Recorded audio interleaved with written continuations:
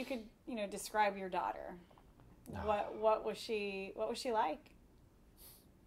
A ball of energy. Always on the go. Never stop moving, never stop talking, never stop laughing, never stop smiling. A typical teenage kid. When did you become aware that she was involved in drugs? There were two incidences. One when she was roughly around 16 years old. She hung around with a couple of friends who were into it and got her into it, realized it was bad, and kind of blocked everybody out from that circle and continued on with life, and there was no problem. Shortly after that, it was like maybe a month after her graduation out of high school, is when I became aware that it was a problem. How did you find out? What were the signs? Staying out all the time. I mean, she was 18, so I didn't really crack the whip that much. I let her have her life. I mean, she was becoming a young adult. I figured she was just out having a good time with her friends. Spent a lot of time with her boyfriend, and then I heard through a group of friends that there was bad things happening, and that's when I attempted to step in, and I got the typical denial. But probably July, she came forward and just told me she had a problem. Was she trying to fix it? She was trying to on her own, and I did the best I could to be there for her and point in the right direction. But it's tough because I didn't want to put a firm grip on, because I figured she'd run away. And I don't know if that was a mistake or not, but there's no rule book, there's no handbook, there's no guide. It wasn't something that had been years and years and years, and I mean, it was new. You were still figuring out how to navigate this. It was completely new to me. I mean, something like that is just, it's horrible, and everybody thinks that, oh no, it's not going to happen to my child. But from what I've learned since last summer itself is nobody knows. Your kids could be doing it and you don't even know. Did she tell you what she was using, what she was doing? I mean, was she open with that, or? Yeah, I mean, she was open with it. She had told me that shortly before graduation she had started drinking with friends, and from there it escalated into the use of heroin,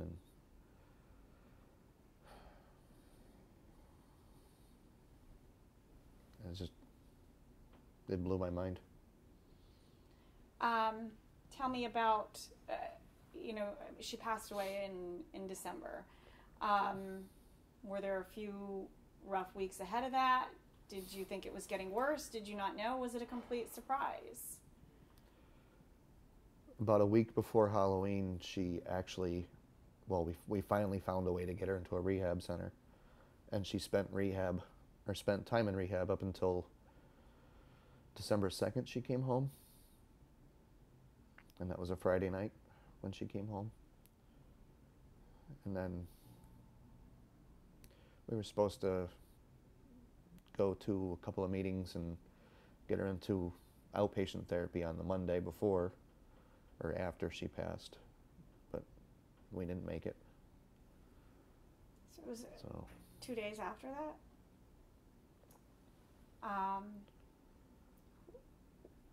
did you find out? I mean, was she home? Was she... I came home.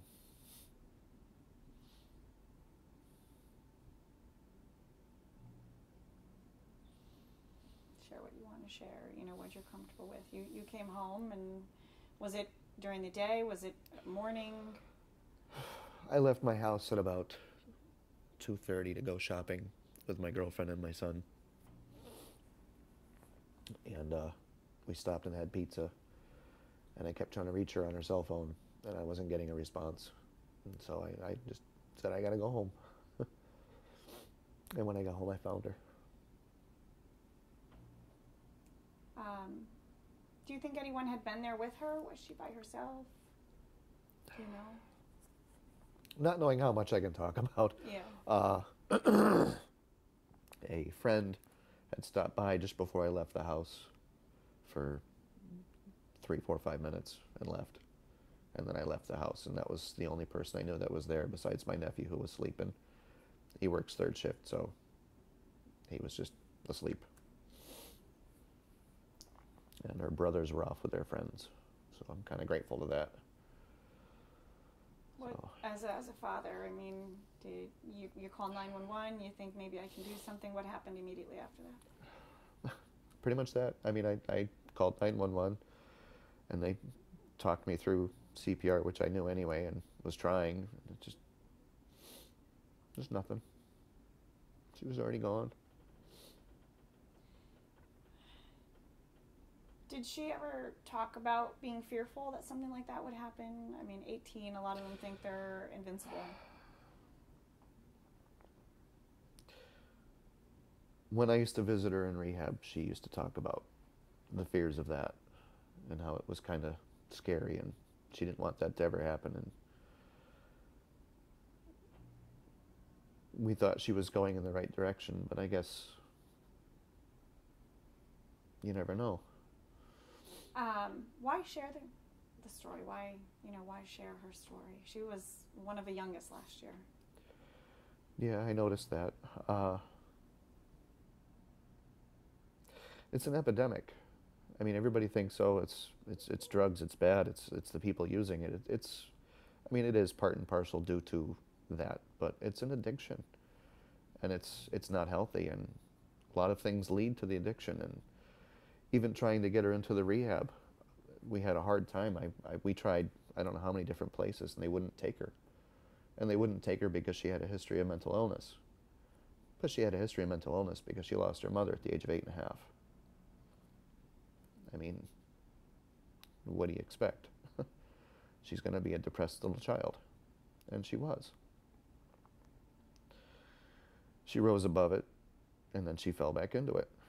And there wasn't anything that she would let anyone do, because we all tried. But she thought she could fix herself. And I'd like to share that with everybody, because people need to know that it's not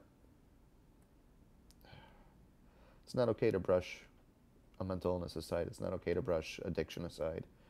And it comes in many forms.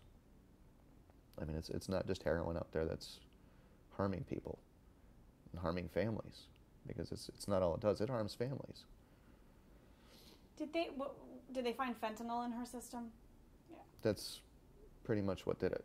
I mean, it wasn't really the heroin at all. It was the fentanyl that killed her. And that's alone in itself,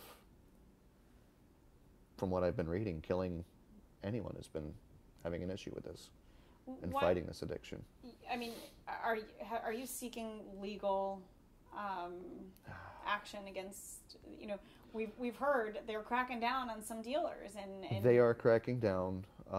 In my opinion, the laws in Connecticut aren't strict enough. But again, I mean, I don't know how much I can say about that right now, because there is a case pending against the person who sold to her.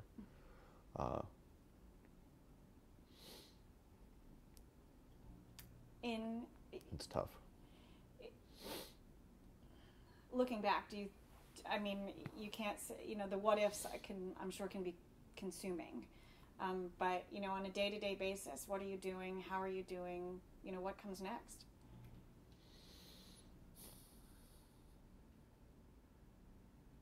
Every day is different.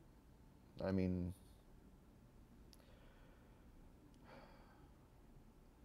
holidays are horrible. We all try and move together as a family, remembering, trying not to dwell on the what ifs. And there are a lot of what ifs. I've gotten what ifs from friends, people I haven't talked to in years, who've reached out, and what if I was there more as a friend, and it's tough. Final thoughts, or things that you think are important to share that you want people to know?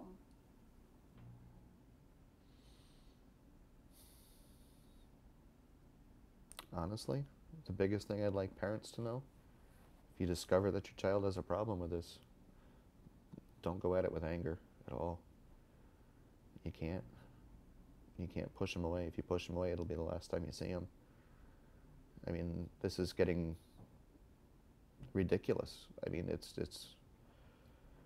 overwhelming. It's not just cities, it's small towns, it's everywhere. And I mean, I've done so much reading on it, and it is so true that, I mean, this particular drug holds no bar on any background, rich, poor, anything. And you've got to stand together and help. Tell me what it took from your daughter. Her dreams. Her youth.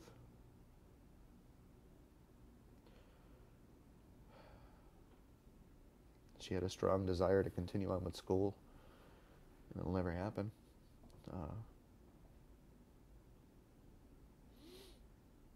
It took her family away from her. It replaced her family to a degree. I mean, it's scary.